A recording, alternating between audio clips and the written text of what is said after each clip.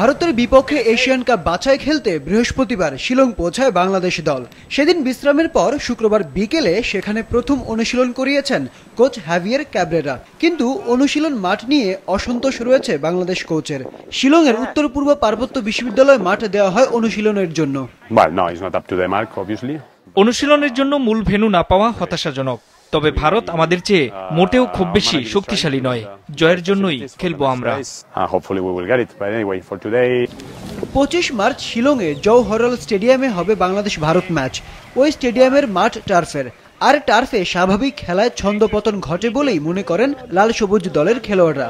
হ্যাঁ, আসলে যদি এরকম হয়, যদি আর্টিফিশিয়াল টার্ফে খেলা হয়, তো এটা আমরা তো প্র্যাকটিস করছি ঘাসে এবং আমরা দেশে প্র্যাকটিস করছি ঘাসে, তো এটা আসলে একটু প্রবলেম হতে পারে। কিন্তু আমরা গেমের আগেও প্র্যাকটিস করবো টার্ফে, তো আল্লাহর রহমতে সমস্যা হবে না। এটা আমাদের মেইন ফোকাসটা হচ্ছে আসলে 25 তারিখ। আমরা 25 তারিখ ভালো কিছু করতে চাই, ইনশাল্লাহ ভালো কিছু দেশকে উপহার দিতে চাই।